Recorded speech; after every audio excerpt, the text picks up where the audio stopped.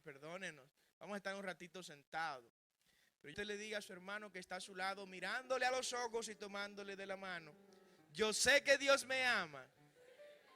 Yo creo en su palabra y espero en sus promesas. Amén. Asimismo, abra su Biblia, por favor. Hoy vamos a estar predicando acerca del tema derrotando el sentimiento de culpa. Derrotando el sentimiento de culpa. De pie, dígale a su hermano el título del mensaje de hoy: derrotando el sentimiento de culpa. Sobre eso vamos a hablar y quiero que tomen todas las notas posibles, por favor, y que luego mediten de manera más tranquila en sus hogares sobre este tema. Quiero ver gente tomando notas, gente escribiendo, gente interesados porque a reproducir este mensaje a tanta gente que necesita herramientas para derrotar el sentimiento de culpa. Abra su Biblia en la primera epístola del apóstol Juan, capítulo 1, desde el versículo 6 en adelante. Primera epístola de Juan, capítulo 1, versículo 6 en adelante. Quiero que me ayuden los chicos allá de audiovisuales con la proyección de los versículos bíblicos. Y leemos para gloria de Dios en el nombre del Padre, del Hijo y del Espíritu Santo. Si decimos que tenemos comunión con Él, con Jesús, y andamos en tinieblas, mentimos y no practicamos la verdad. Pero si andamos en luz, como Él está en luz, tenemos comunión unos con otros, y la sangre de Jesucristo, su Hijo, nos limpia de todo pecado. Dice el versículo 8, si decimos que no tenemos pecado, nos engañamos a nosotros mismos y la verdad no está en el Padre. Gracias a tu palabra, háblanos a través de ella, enséñanos, ayúdanos a aprenderla y sobre todo a llevarla por práctica en el nombre de Jesús. Con un fuerte aplauso, tome sus asientos y bendiga al Señor. Derrotando el sentimiento de culpa. Derrotando el sentimiento de culpa. Cuando hablamos de la culpa, necesariamente tenemos que hacer alusión a algunos bíblicos que nos hablan de este tema. Y es un tema al cual hemos estado vinculados todos los seres humanos de una u otra manera. Algunos que han sentido culpa justamente, qué contradicción, culpa justamente en el sentido de que realizaron actividades que trajo ese conjunto de actividades, tan conjunto de consecuencias que hoy les hace sentir esta culpa. Cuando hablamos de la culpa, hablamos de un cuadro de imágenes y recuerdos que vienen a nuestra mente sobre tiempos y actividades ocurridas en el pasado. Y las traemos desde el pasado, las sacamos del baúl de los recuerdos y las traemos a nuestro presente. Y esto nos produce este terrible sentimiento molestoso de la culpa. Pero realmente somos culpables los seres humanos. ¿Hasta dónde es justo que sintamos esta culpa? ¿Hasta dónde es pertinente que alberguemos en nuestras vidas este sentimiento de culpa? Bueno, hay dos corrientes importantes sobre el tema de la culpa. Una primera corriente que la habló Tertuliano en la iglesia primitiva y hasta lo escribió, donde hablaba exactamente de la naturaleza pecaminosa del ser humano desde su nacimiento. Y luego Agustín de Hipona, este doctor de la iglesia, habla también de lo que él definió como el pecado original. Para Agustín, ciertamente, el ser humano desde su nacimiento viene con el conocido y denominado pecado original. Y cuando vamos a Pablo, me gusta Pablo más que los que he mencionado anteriormente. Pero antes de Pablo mencionar la otra corriente. La otra corriente es la corriente de Pelagio. Pelagio decía que no, que el hombre no nace con ese pecado original, sino que ese pecado va siendo en la medida que la persona va desarrollando su vida.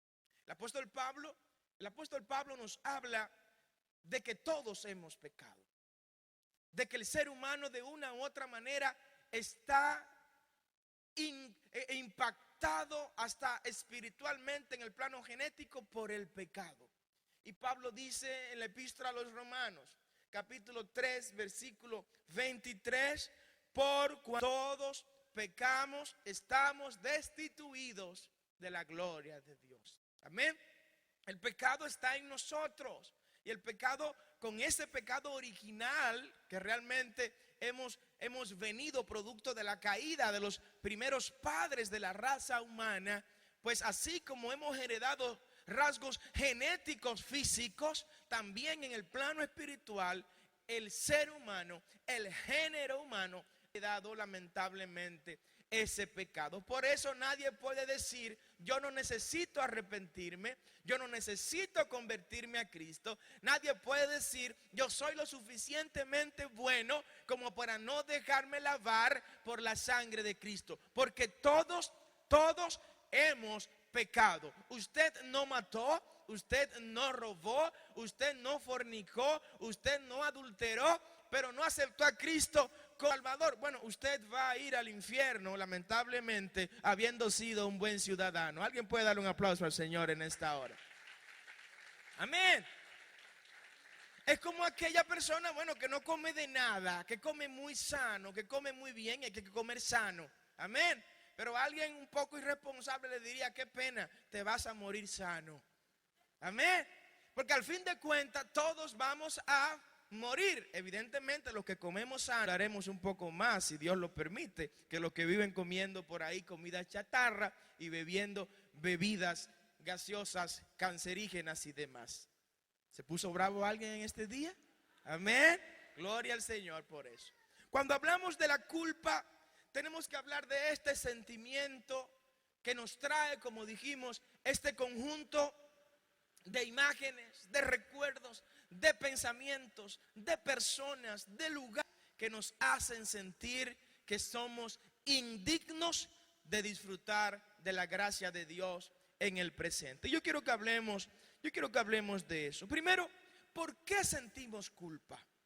¿Por qué razón viene a nuestro ser ese sentimiento de culpa? ¿Por qué en ocasiones estamos tranquilos en la casa o estamos hasta sentados en la iglesia y de repente viene a nuestra memoria una serie de retos que nos desconectan de la realidad que estamos viviendo en ese momento, que no nos dejan disfrutar de tan hermosas adoraciones como las que se han entonado en este día, que no nos deja sentir la presencia del Espíritu Santo como la hemos sentido en este lugar, en este día? Y nos desconecta la culpa porque nos saca del presente y nos lleva de nuevo al pasado, y en ese pasado nos hace feliz. Primero, ese sentimiento de culpa puede venir por acciones realizadas por nosotros mismos, ¿sí? Y hay que reconocerlo. Acciones que nosotros mismos hemos realizado, o que las realizamos con nuestras palabras, las realizamos con nuestras manos, o las realizamos con otra parte de nuestros cuerpos. Esa reacción es producto de una acción hecha por usted, acción hecha por nosotros. Yo quiero que usted me acompañe a la epístola a los Gálatas, epístola del apóstol Pablo a los Gálatas, capítulo 6, versículo 7. ¿Qué nos dice Pablo sobre esto? Pablo lo dice de manera clara. Miren, no se engañen.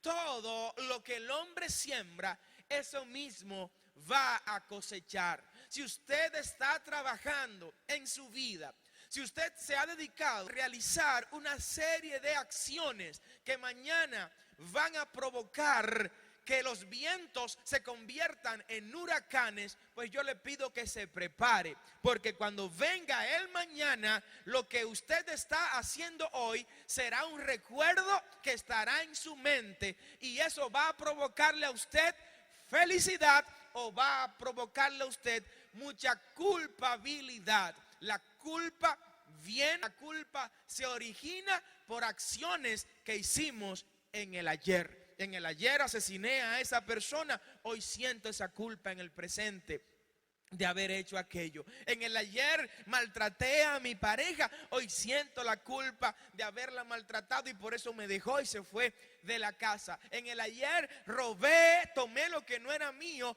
y hoy siento la culpa porque estoy en prisión y no debía hacer aquello, cual estoy hoy pagando una culpa. La clave en este sentido es pararnos en el camino antes de pecar, detenernos antes de ofender, pensar todo lo que vamos a decir, pero no siempre decir todo lo que hemos pensado. ¿Dicen amén? ¿Cuántas palabras quisiéramos recoger? Sí, hay cosas que yo quisiera recogerlas. Y cuando miro los años, inclusive me encuentro con mensajes que yo quisiera recogerlos y nunca haberlos predicado.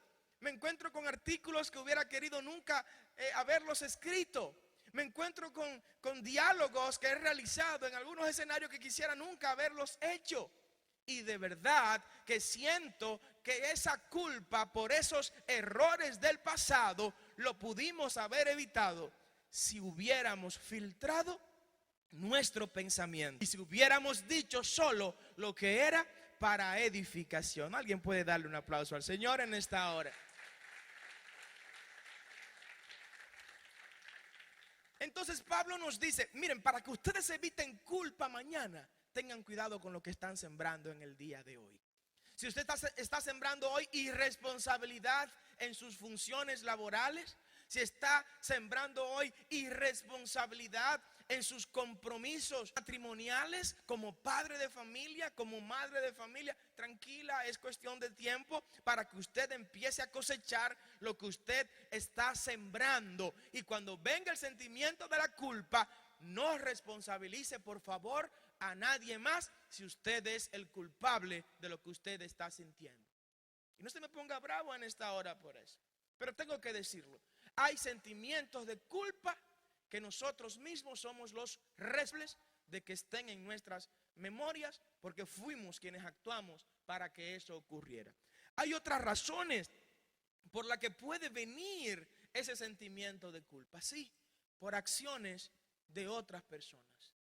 Hay personas que han hecho cosas que nos han provocado a nosotros ese sentimiento de culpa. Y me llama mucho la atención como el apóstol Pablo en una ocasión presenta ese cuadro y cómo hace cosas para evitar que otras personas se sientan también culpables. Y me gusta el sacrificio que Pablo le enseña a la iglesia.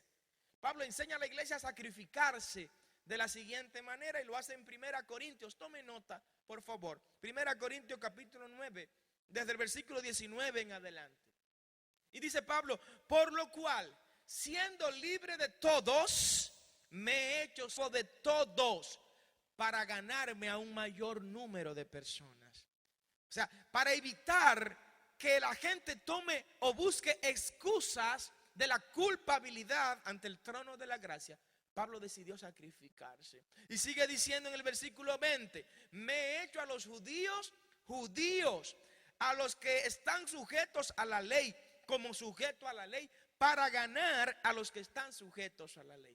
O sea, el hombre de comerse esa hamburguesa, porque de repente a un hermano se le ocurrió que comer hamburguesa era pecado. Y para que ese hermano no sea reo de culpa, aún sabiendo que comerse esa hamburguesa no es pecado, Pablo dejó de comerse esa hamburguesa al lado del hermano para que el hermano no acarreara culpa sobre sí. Amén. Ese hermano dejó de tomarse ese jugo que venía en una botella y que parecía una botella de una marca de ron, sencillamente porque el hermano pensó que estaba tomando ron y no, era un jugo natural que se estaba bebiendo en una botella en cuyo envase por lo general viene el licor contenido. por amor a ese hermano, por sacrificarse, para que ese hermano no acarre culpa sobre si Pablo decidió sacrificarse de esta manera. Pero hay gente que hacen cosas que luego nos hacen sentir culpables. ¿Cómo que? Ese padre que llevó a su niño a disfrutar a un parque, y cuando están disfrutando en el parque, de repente aparecen dos personas motorizadas y atracan o secuestran al niño. De seguro ese padre se va a sentir confrontado y diría: wow, yo no debí traer mis hijos a este parque, no debí traerlo a este lugar. Ese padre no hizo nada malo, ese padre no hizo nada para que sintiera culpa, sino que otras personas, pues por Satanás, fueron y asaltaron y secuestraron a su niño. Pero ¿cómo ese padre entonces puede evitar tener ese sentimiento de culpa? Y sí, nos ha ocurrido muchas veces. Nos ha ocurrido muchas veces que queriendo hacer el bien y haciendo el bien, otras terceras personas interfieren y nos hacen algunas acciones que luego nos hacen sentir la culpa interior. Usted no es el culpable de eso. Usted no es responsable de eso. Usted quiso hacer el bien, pero ocurrió que una tercera figura ha provocado una acción que usted siente que el culpable original es usted. Tenemos que derrotar ese sentimiento, y de eso quiero hablarles mucho más profundo en este día. Pero también la culpabilidad viene por acciones que no dependen de nadie. Sabes que nadie tiene bajo control, ni usted ni otras personas. Por ejemplo, ese padre que de repente puso a su niño a dormir en una cama, y de repente hubo un temblor de tierra, un movimiento telúrico, y la cama donde estaba pues se fue por un precipicio. Es probable que ese padre diga: wow, si hubiera puesto a mis hijos a dormir en esta habitación donde yo estoy durmiendo, hubiera ocurrido eso. No, usted no tiene control de eso. Usted no podía vaticinar que eso iba a ocurrir en ese lugar. Sin embargo, el sentimiento de culpa viene por una acción que no estaba ni en control suyo ni en control de otras personas. Sé que algunos de los presentes acá han sentido eso en algún momento. También lo sintió Elías. Elías se encontró con una situación como esa en el primer libro de los Reyes, capítulo 17. Elías llega a la casa de la viuda de Sarepta, y después que hace todos los milagros que hizo con las tinajas, el aceite, la harina y el trigo, sucede que el niño de la viuda de Sarepta muere. Y esta mujer no encuentra otra forma de reprocharle a Dios o a Elías, o reprocharle a la vida, porque cuando nos ocurren cosas empezamos a reprochar a todo el vivo que esté al lado de nosotros, tratando de buscar un culpable. Hay una máxima por ahí que dice que siempre debe haber un culpable, y si no lo hay que crearlo. Eso no es verdad. Eso no es verdad. Hay cosas de las cuales no podemos rendir cuentas. Y de repente el hijo de la viuda muere, y la viuda le dice a Elías: pero hombre de Dios, además de venir a comérteme los panes, a usarme el aceite, y sí es cierto, me multiplicaste todo, pero también me mataste a mi hijo. ¿Qué es lo que yo he hecho?, dice la viuda. ¿Por qué tú te empeñas en traerme al presente mis errores del pasado? Elías no le había hablado a esta mujer de los errores del pasado. Elías no le había dicho a esa mujer que ella había cometido pecado. Elías no le había dicho a esta mujer que ella le había sido infiel a su esposo, que ya estaba muerto. Elías no había hablado nada negativo a esta mujer. Es más, el hombre de Dios ni siquiera oró para que el niño muriera. No, el niño murió porque cayó enfermo, y la enfermedad desencadenó lamentablemente en la muerte de este niño. Yo le pregunto a ustedes, ¿fue Elías responsable de la muerte de ese niño? No, no fue responsable de la muerte de ese niño. Pero tampoco fue la madre responsable de la muerte del niño.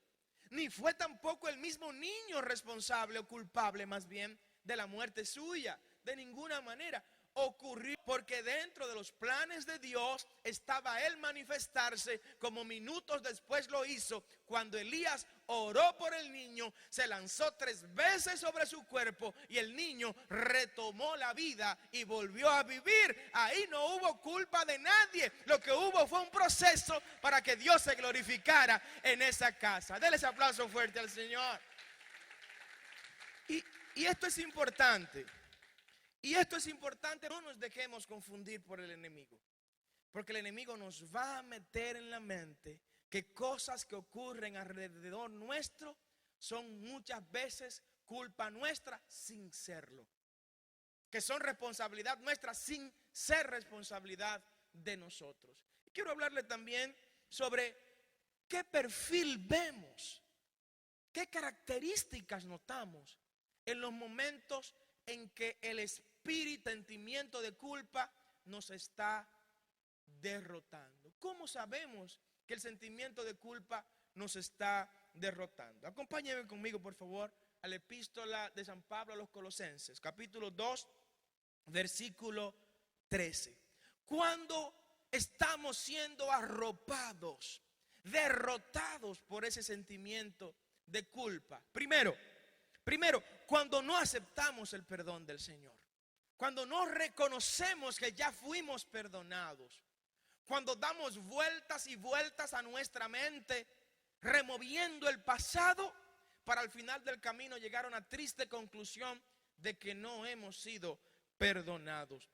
La epístola de Pablo a los Colosenses, capítulo 2, versículo 13 dice: y a vosotros, estando muertos en pecados y en la incircuncisión de vuestra carne, oiga qué cosa, os dio vida juntamente con Él, perdonándoos todos nuestros pecados. El Señor te perdonó. El Señor ya borró tus pecados. El Señor te preguntó en algún momento: ¿qué hiciste en el pasado? ¿A quién Jesús le preguntó esto?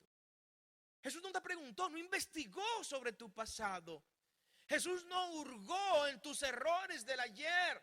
A Jesús no le interesan esos errores. A Jesús no le interesan esos pecados. Y tampoco le interesan, ¿saben qué? Que los agarró y los clavó en la cruz, para que nadie más te lo venga a recordar. Dale ese aplauso fuerte al Señor. Amén. Y Pablo lo sigue diciendo. Y lo dice en el versículo 14. Anulando. Oh, gloria a Dios. Este versículo es uno de los versículos que más me gustan de la Biblia. Es uno de los versículos que más le repito a Satanás cuando tengo que decírselo, que repetírselo. Para que él sepa que conocemos nuestros derechos. Que él sepa que nos leímos la carta magna del reino de Dios y sabemos cuáles son nuestros derechos como hijo.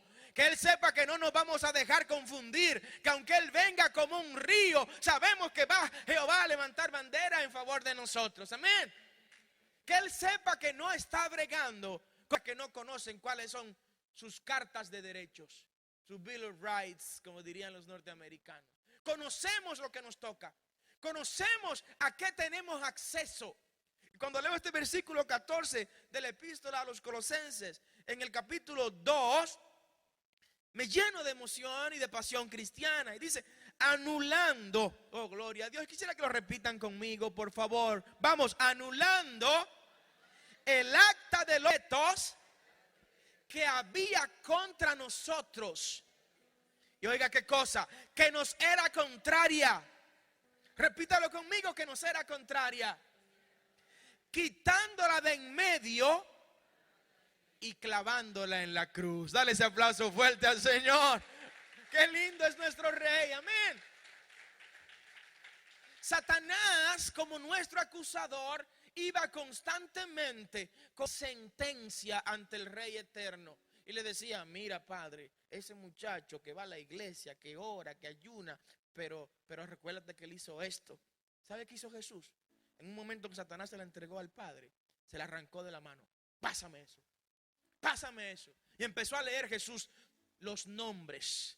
Y por nombres empezó a decir: clavo ahora en la cruz. Cuando él murió en la cruz, Lo dijo a sí mismo: clavo ahora en la cruz tu fornicación, clavo ahora en la cruz tu adulterio, clavo ahora en la cruz tu adicción a las drogas, clavo ahora en la cruz tu adicción al alcohol, clavo ahora en la cruz la ludopatía, clavo ahora en la cruz el robo, clavo ahora en la cruz la corrupción, clavo ahora en la cruz todo lo que te aparta de la gracia mía, la clavo en la cruz y la exhibo públicamente para que nadie diga que la vio solo escondida. No, es para que todos vean que ya fuiste perdonado. Dale ese aplauso más fuerte al Señor. Oh, gloria a su nombre.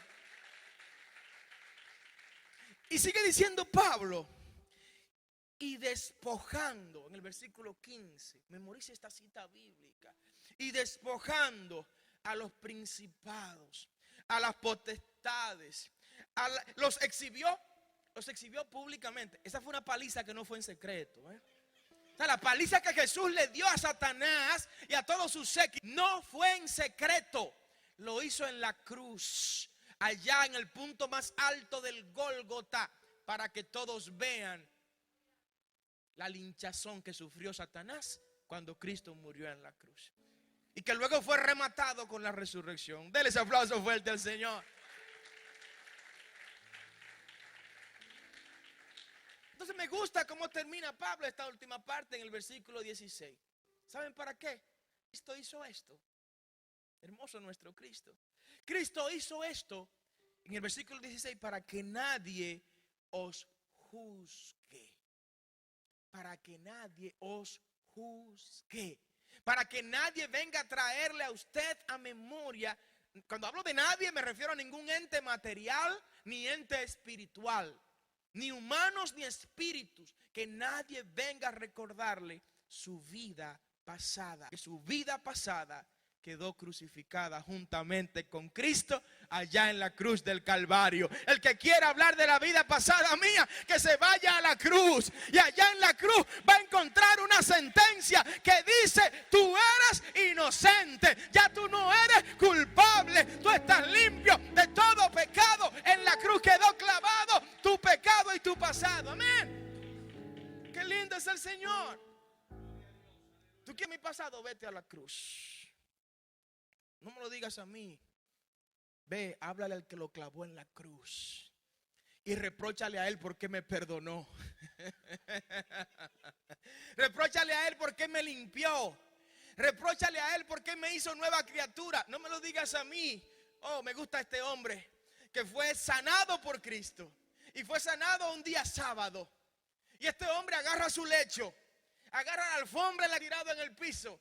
La agarra el sábado, después de haber escuchado la voz de un hombre que le decía: mira, levántate y camina, yo te sano en este día. Ese hombre quizás no sabía el nombre del hombre que le hablaba, no sabía el origen del hombre que le hablaba, no sabía la genealogía de dónde procedía el hombre que le hablaba, no sabía que estaba escuchando la voz de Dios, la voz del Rey de Reyes, la voz del Príncipe de Paz, del Redentor de la humanidad. Lo que ese hombre sí sabía es que un hombre le dijo: levántate, coge tu lecho y camina.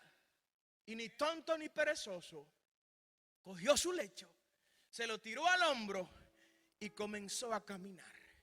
Y mientras caminaba, se acercaron los religiosos. Oh, gloria, Dios tenga misericordia de los religiosos. Dios tenga piedad de los religiosos. Aquí no hay ningún religioso, ¿verdad? Aquí no somos religiosos. Aquí somos gente nacida de nuevo, transformados para transformar a esta generación. ¿Alguien puede darle un aplauso al Señor? Porque no hay cosa que cuestione más que un religioso. No hay cosa que pregunte más que un religioso. Que le moleste más la obra de Dios que a los religiosos. Quisiera más cristianos y menos religiosos. Amén. El mundo fuera diferente. Más cristianos y menos religiosos. Y los religiosos le preguntan a este hombre: chico, es que tú no sabes que tú no puedes sanarte un día sábado. Que yo no puedo sanarme un día sábado. Mire, yo hasta de madrugada del domingo me sano si me van a sanar. Que yo no puedo sanarme un día sábado. ¿Y quién te sanó? Hubo alguien que se me acercó a mí ahí y ese me dijo que me levante, que me pare, que comience a caminar. Y mira, yo me llevé de él. me levanté, cogí mi lecho y mira, me estoy caminando, estoy corriendo. Pero ¿y quién fue que lo hizo? Él no sabe que no puede sanarte en día sábado. ¿Sabe qué le dice este hombre? Yo no sé si puede sanarme en día sábado. Yo no leí el Talmud, yo no leí la Torah, yo no sé nada de eso. Lo único que yo sé es que Él me dijo que me pare y yo me paré y estoy caminando y estoy sano. Si puede sanarme un sábado, yo no lo sé, pero estoy sano este sábado, y si fuera domingo lo mismo me daría. Dale esa vuelta al Señor. Oh, gloria a su nombre. Qué lindo es el Señor. Y nos gastamos la vida a veces haciéndonos muchas preguntas. Aceptemos el perdón de Dios. Acepte el perdón de Dios. Ya usted fue perdonado. Pastor, pero fue muy grande lo que hice. A mí no me importa, y mucho menos le importa al Señor. Pastor, es que yo acabé con todo un barrio. No importa, mucho menos le importa al Señor. Pastor, es que yo agarré un acueducto en un pueblo y le eché veneno y se envenenó toda la comunidad. A mí no me importa. Vas a ir preso si se enteran. Y yo voy a ir a la cárcel a visitarte. Pero fuiste perdonado por Jesús. Dale ese aplauso fuerte al Señor. Amén. Esa es la misericordia de Dios. Pastor, pero que yo le fui infiel a mi esposa. No lo vuelvas a hacer. No lo vuelvas a hacer. Pero si confesamos nuestros pecados, Él es fiel y justo para perdonarnos. Y ya fuiste perdonado. Ya fuiste perdonado. Cuando venga ese pensamiento a tu mente, saca tu constitución, que es tu Biblia, y dile: Satanás, Colosenses capítulo 3 dice que ya eso está clavado en la cruz. Chico, actualízate. Actualízate. Tú estás todavía 2000 años atrás. 2000 años atrás clavó mis pecados en la cruz. Estás desfasado, Satanás. Ponte al día, porque ya yo estoy limpio. Tú no me ves. No me ves que vuelvo a Cristo. No me ves que respiro a Cristo. No me ves que hablo como Cristo. No me ves que camino como Cristo. Fui perdonado. Y el enemigo tiene que saberlo. Y hay que decírselo y repetírselo. Y repetírselo y repetírselo. Soy limpio de todo pecado por la sangre de Jesús. Poderoso. Cuando seguimos sintiendo que el sentimiento de la culpa nos está derrotando, cuando no nos perdonamos a nosotros mismos. Cristo te perdonó. Y oye, tú no eres más exigente que Cristo. Tú no eres más exigente que Cristo, porque Él es santo, santo, santo, todo el tiempo santo. Cordero inmaculado de Dios. Dios mismo. Tú no puedes exigir más santidad que la que Cristo te exige. Tú no puedes exigir más integridad que la que Cristo te exige. Sin embargo, hay gente que fueron perdonados por Jesús y ellos todavía no se han perdonado. No se perdonan haber cometido esos errores en el día de ayer. Chico, pero ya Cristo te perdonó. Ya Cristo borró eso. Eso no existe. Ahora lo que existe es un tiempo de gloria para ti. Lo que existe ahora es un tiempo de victoria para ti. Lo que existe ahora es un tiempo de restauración espiritual para tu vida. Entonces vamos a perdonarnos. Y me gusta como lo dice el libro de Mateo, cuando le preguntan al Señor: Señor, los mandamientos, ¿cuáles son? Cristo los resume en dos: amarás al Señor tu Dios sobre todas las cosas y a tu prójimo como a ti mismo. O sea, Cristo está enviando a sus seguidores, ¿saben a qué? A que también se amen. Levante su mano y dígale: yo me amo. Oh, gloria a Dios, yo me amo. Dese un abrazo a usted mismo. Mire, dese un abrazo a usted mismo. Dese un abrazo, dese un abrazo. Dese un beso aunque sea en la mano, porque sé que no se puede dar en la mejilla. Dese un beso, dese un beso. Dese un aplauso a usted mismo. Oh, gloria a Dios. Me encanta la pastora. El día de decirle: negra, estás linda, ella va y se pone en la sala y se pone a la muchacha a tirarse fotos. Y no puedo evitar yo decirle: negra, estás bonita, porque se ama. Amén. Se le olvidó al negro decirme que estoy bonita. Vengan, tírenme una foto para recordársela a él que yo soy bonita, que estoy bonita. Ámese, cuídese, dese valor, dese importancia. Porque si usted no es capaz, usted no va a ser capaz de amar a otros. ¿Dicen amén? No puede usted dar lo que no tiene. Damos lo que tenemos. Si usted no tiene amor para darse a sí mismo, olvídese, usted no va a ser feliz a ningún hombre, ni va a ser feliz a ninguna mujer. No va a ser feliz a sus hijos. Y les digo algo, tampoco va a ser feliz a Dios. Amén. El principio para amar a nuestros hijos es iniciar amándonos a nosotros mismos. Entonces perdónese. Ya lo del ayer pasó, fue perdonado y fue borrado. ¿Por qué seguir usted martillando su vida con ese pasado? Y cuando venga ese pensamiento, diablo, te reprendo en el nombre de Jesús. Fui perdonado, fui santificado, fui regenerado, fui transformado, fui redimido, fui santificado y me voy con Cristo cuando Él venga. Denle ese aplauso fuerte al Señor. Amén. Cuando ese sentimiento de culpa nos está derrotando, cuando no aceptamos el perdón de los demás. Fíjense, primero debes aceptar el perdón de Dios. Segundo, debes aceptar tu propio perdón. Y tercero, debes perdonar, aceptar el perdón de los demás. La gente, tú ofendiste, ya te han perdonado. Y tú hasta le pediste disculpas, pero todavía sientes que algo falta. Sientes que debes cortarte las venas para que vean que eso es de verdad el perdón que tú pediste. Acepta el perdón que te están entregando. Acepta con compromiso y compasión que esa persona también te ha perdonado. Me gusta como Pablo lo enseña. Pablo lo enseña en Colosenses 13. Y dice, soportándoos los unos a los otros y perdonándoos los unos a los otros si alguno tuviera algo contra el otro. Es un mandamiento el que nos perdonemos. Pero para que el otro sienta que está cumpliendo con ese mandamiento, yo debo reciprocar la aceptación de ese perdón. Porque si no lo estoy condenando a esa persona a una culpa emocional permanente, vamos a aceptar ese perdón. Amén. Y no nos dejemos apresar lamentablemente por este sentimiento de la culpa. Si yo les dijera a ustedes que la culpa tiene consecuencias muy terribles para las vidas nuestras. Ese sentimiento de culpa, el vivir en ese sentimiento de culpa, nos genera daños muy grandes en el plano espiritual, en el plano emocional, en el plano físico. Y quisiera que luego que escuche este mensaje por las vías electrónicas, también lo comparta con los demás que de seguro necesiten de este tipo de palabra. El sentimiento de culpa nos hace ver nuestros errores grandes. Cositas pequeñas, todos los pecados, dice Pablo, que la paga del pecado es muerte. Pablo no dice pecado grande, pecado chiquito, no, la paga del pecado. Pero desde el punto de vista humano, transgresiones que cometemos, que caramba la vemos tan grande, porque nos la quedamos calladito para nosotros. Nos arropamos y nos dejamos apresar de esos errores. Y el apresarnos por esos errores no nos permite reflexionar en remediarlo. ¿Dicen amén?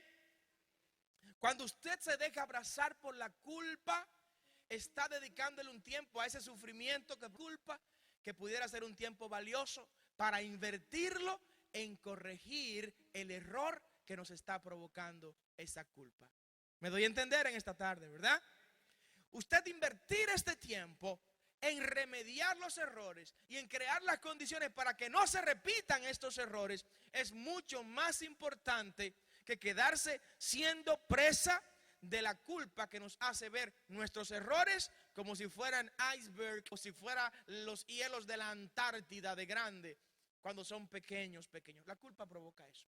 La culpa provoca que veamos fantasmas donde no hay fantasmas. La culpa provoca que creamos que todo el que nos está mirando nos está acusando. ¿De qué te van a acusar? Si ya Cristo venció al acusador en la cruz. No le dijo a la mujer, ¿dónde están los que te acusan? Pero ¿dónde estaba esa mujer? A los pies de Cristo.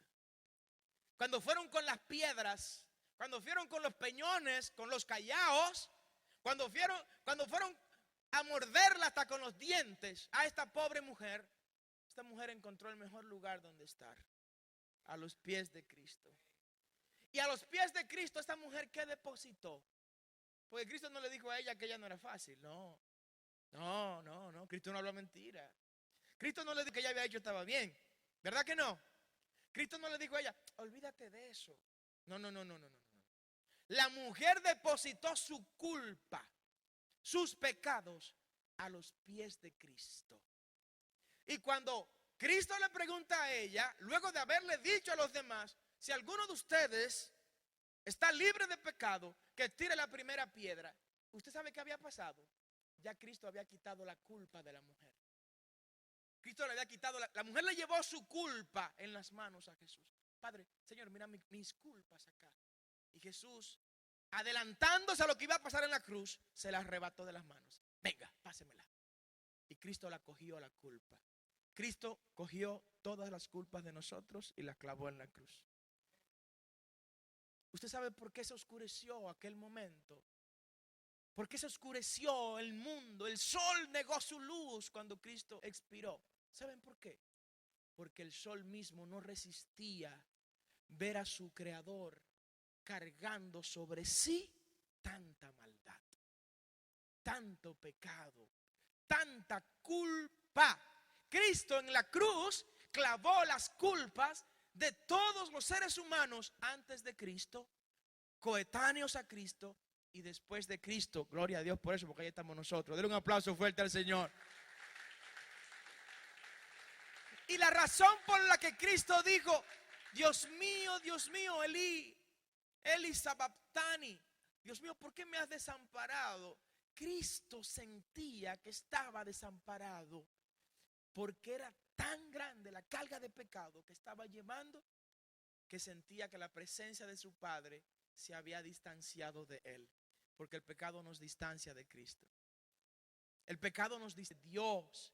Y esta mujer le entregó a Cristo sus culpas. Cristo las cogió. Y cuando Cristo le habla a esta mujer, le dice, ¿dónde están los que te acusan? Cristo le está preguntando a mucha gente en este lugar, ¿dónde están los que te acusan? ¿Quién puede acusarnos a nosotros si ya Cristo nos limpió? ¿Quién tiene potestad sobre Cristo para acusarnos ante el Padre si ya Él derramó su sangre por nosotros? Y dice la palabra que su sangre nos limpia de todo pecado. Entonces, cuando hablamos de esto, cuando hablamos de estas consecuencias, tenemos que decir que el pecado, o más bien la culpa, ¿sabe qué hace? La culpa amplifica nuestro ego. La culpa amplifica y engrandece nuestro yo. Cuando usted se deja abrazar y arropar por el sentimiento, usted cree que para usted librarse de esa culpa, es usted quien tiene que hacer todo lo necesario. Y ahí desplaza a Dios de este proceso. No deje que el yo le arrope y haga como hizo esta mujer. Traiga sus culpas a los pies de Cristo. Dale ese aplauso fuerte al Señor.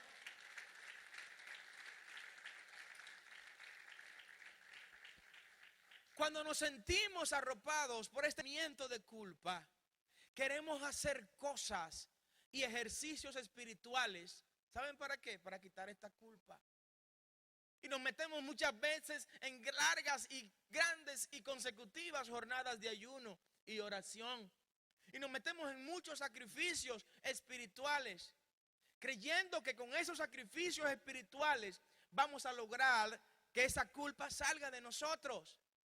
Entonces ahí está la fe más que en Jesús, en lo que nosotros estamos haciendo y estamos poniendo a un lado la gracia de Cristo. Por gracia sois salvos. Esto es por gracia. Y ya la gracia de Cristo te dice que fuiste perdonado, que fuiste perdonada, que fuiste limpiada, que fuiste redimida, que fuiste regenerada, que eres nueva criatura y que nadie puede levantar su mano para acusarte ni juzgarte como no lo hicieron contra esa mujer a los pies de Cristo. La culpa nos ata al pasado.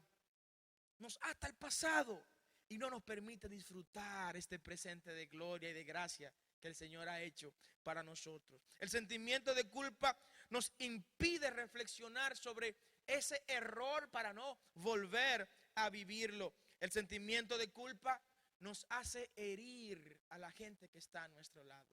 ¿Usted sabía eso?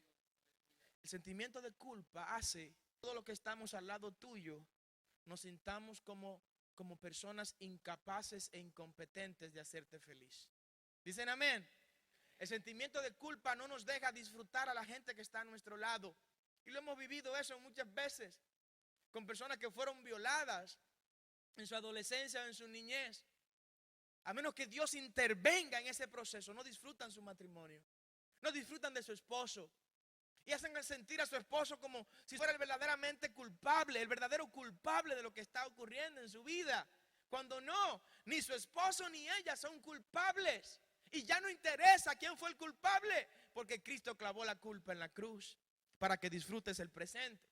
Entonces, cuando estamos arropados por este sentimiento de culpa, no solo nos estamos haciendo daño a nosotros, sino estamos haciendo daño a todos los demás. Usted es una fuente de felicidad para todo el que la rodea. Usted es una fuente para todo el que entre en contacto con usted. El que mire su rostro tiene que ver el rostro de Cristo, reír. El que escuche su voz tiene que oír la voz de Cristo hablar.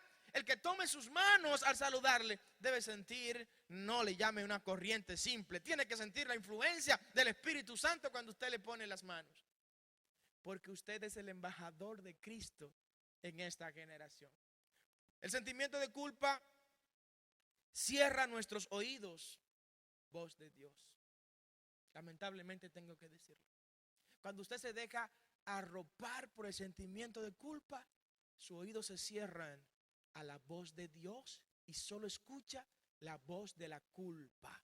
Y esa culpa le dice: tú eres indigno, tú eres indigna, tú no mereces estar entre los santos, tú no mereces estar en la iglesia, tú no tienes derecho a pararte a adorar al Señor, tú no tienes méritos para levantarnos y adorar a Cristo. Y ese espíritu de culpa que usa Satanás se introduce a nuestra mente, nos apaga la frecuencia con la que nos conectamos con Dios y nos enciende la frecuencia para solo escuchar la voz que nos dice que somos nada. Mentira del diablo. Yo soy más que vencedor. Yo soy linaje escogido por Dios. Yo soy nación santa. Yo soy pueblo llamado a llevar las verdades del evangelio para salvar almas. Somos el pueblo de Cristo, formado por Él para su gloria y para su honra. Y vamos concluyendo con varios consejos pastorales para enfrentar el sentimiento de culpa. ¿Cómo enfrentar el sentimiento de culpa? Ojo con esto. Primer paso para enfrentar el sentimiento de culpa es no evadirlo. No se haga la loca con ese sentimiento. No, yo tengo este sentimiento, voy a dejar que el tiempo pase a ver qué sucede. No, vamos a enfrentar el sentimiento de culpa. Primer paso para enfrentarlo: arrepentirse. Un arrepentimiento genuino. Arrepentimiento que viene de la palabra griega metanoia y significa cambio de mente. Vamos a permitir que Dios haga un cambio de mente en nosotros. Que haya una transformación interior profunda. Que nos dejemos lavar por su sangre. Porque ese lavamiento de su sangre es lo que nos va a limpiar de todo pecado. Arrepentirse, vamos a arrepentirnos, vamos a asumir con responsabilidad esa realidad. Segunda característica: hacernos cargos de nuestros propios problemas. No culpe a nadie más por eso, por favor. No culpe a nadie más por lo que ocurra en su vida. No culpe a nadie más por sus errores. No culpe a nadie más por sus pecados. Usted es el responsable de eso y hay que asumirlo con responsabilidad, porque no se va a sanar una enfermedad que no se conozca. Porque el médico pregunta: ¿qué te sientes? ¿Qué te sientes? Y a partir de ahí empieza él a investigar y a profundizar en todo este tema. Mire, váyase al primer libro de Crónicas. Primer libro de Crónicas, capítulo 21, versículo 17. Para que usted vea el reconocimiento de un hombre que admitió lo que había ocurrido. Me refiero a David. Dice David en el versículo 17 del capítulo 21 de Primero de Crónicas. Y dijo David, ¿no soy yo el que hizo el pueblo? Yo mismo, dice de manera afirmativa David, yo mismo soy el que pequé. David lo reconoció. Fui yo el que pecó. Yo fui el que cometí mi error. Ese es el inicio de un buen arrepentimiento. Dicen amén. Reconocer lo que hicimos, el pecado que cometimos. Segundo, tercero, colocar a Jesús como puede resolver nuestra situación. Ya lo reconocimos, Señor, fui yo el que metió la pata, pero tú eres el que me vas a resolver el problema. Denle un aplauso al Señor. Amén. Señor, yo fui el que se equivocó, pero tú eres el que tiene solución para mí. Señor, yo fui el que me metí profundo por cacón, por cabezón, pero tú eres el que saca mi alma del lodo. Dicen amén. Tú eres el que se levantará del polvo como mi redentor eres. La primera epístola de Juan, capítulo 1, versículo 7, nos dice claramente que si andamos en luz como Él está en luz, tenemos comunión uno con otros y la sangre de Jesucristo nos limpia de todo pecado. Amén. Otro paso importante es confesar nuestros pecados. Confesar nuestros pecados. Confesarlo, no coger un altoparlante por ahí, ni un micrófono y que todo el mundo se entere. Nadie tiene que enterarse de todo lo suyo, déjeme decirle. Y sus sueños, no todos lo van a entender. Por eso debe tener cuidado con quien lo comparte, escribía recientemente. ¿No? Tenga cuidado con eso. Pero tiene que confesar el pecado. Pero no confesarlo a medias. No, Señor, porque yo estuve con esa persona, pero hasta ahí. No, confiésalo. Saque todo lo que tiene que confesar y que le hace sentir esa culpa que ya no debe usted sentirla. Hay gente que están sufriendo el sentimiento de la culpabilidad porque no han confesado su pecado. ¿Qué dice la Biblia sobre la confesión del pecado? Vaya al libro de Proverbios, por favor. El libro de Proverbios, capítulo 20, versículo 3. El que encubre su pecado, ¿qué cosa? No prosperará. O sea, el que esconde su pecado no va a prosperar. Porque va a ser un reo de la culpa de manera permanente. Pero sigue diciendo el proverbista, más el que los confiesa y se aparta. Porque no es pastor, yo hice esto y esto. Con el mazo dando todavía. No. Es confesarlo y apartarse. Dice la palabra. Si lo confiesa y se aparta, ese alcanzará misericordia. Dele un aplauso fuerte al Señor. Amén. Pero pastor, es que mi pecado es demasiado grande. Yo ni al Señor se lo cuento porque es demasiado grande. Es que es demasiado lo que hice. Pues yo quiero que usted se vaya conmigo a Primera de Juan, capítulo 1, versículo 9. Y memorice esta cita bíblica, por favor.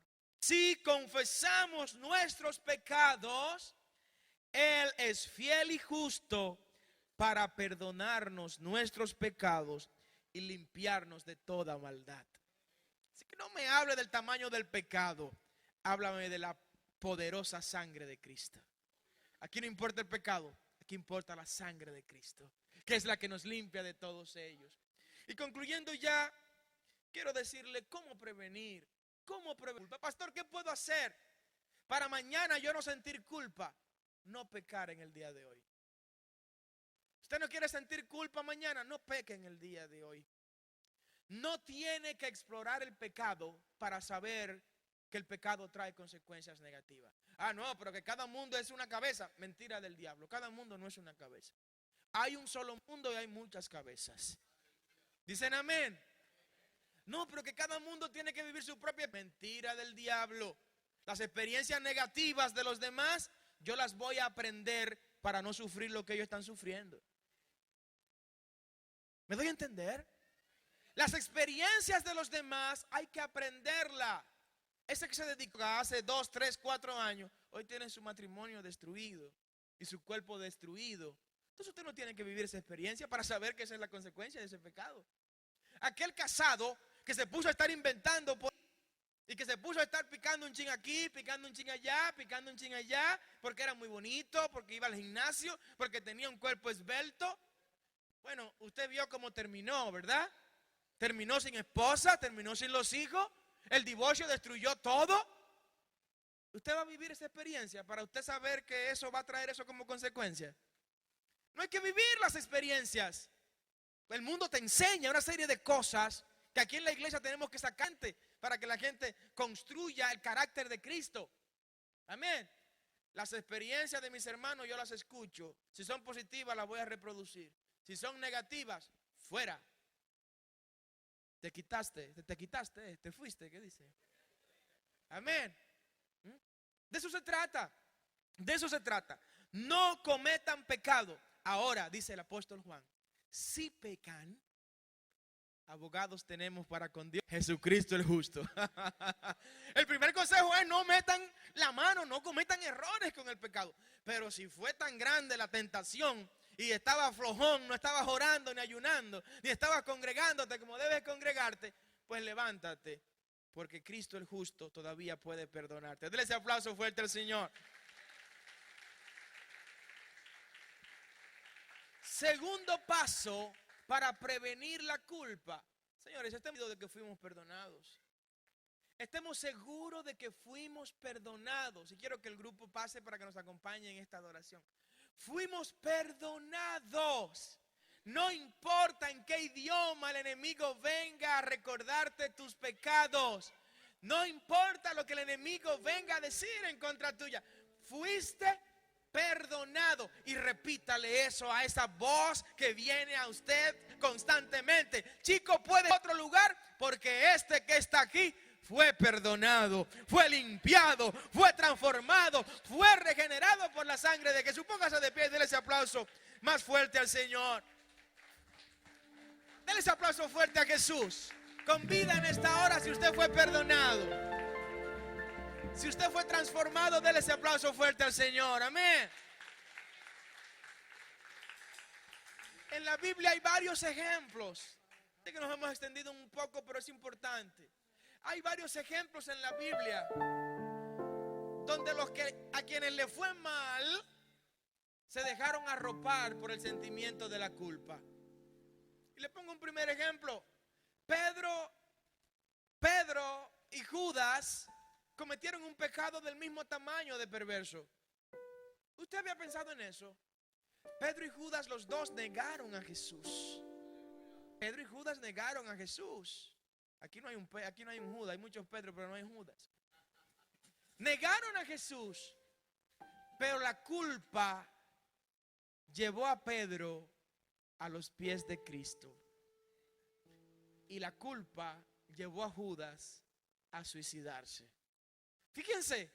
Fíjense cómo la culpa, al ser abordada de manera responsable y ser llevada a los pies de Cristo, a nosotros una persona inolvidable por los siglos de los siglos, porque Pedro es inolvidable por los siglos de los siglos.